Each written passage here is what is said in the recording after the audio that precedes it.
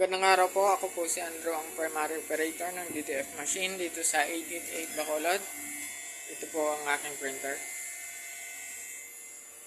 Ito po ang printer head area.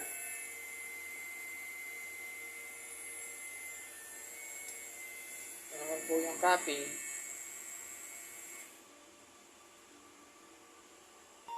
Heat clean.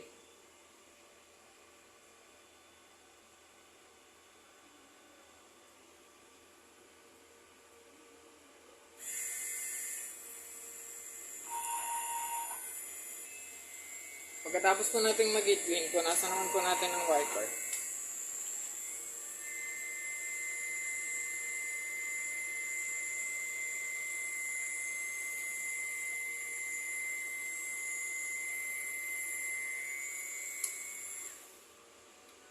Nozzle check.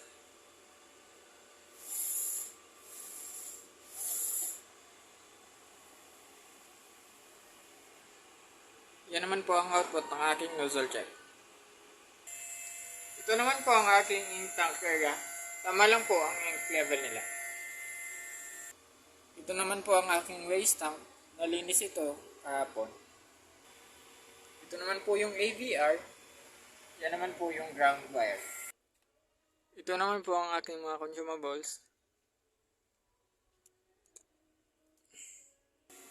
Ito naman po ang aking daily production log, printer daily checklist,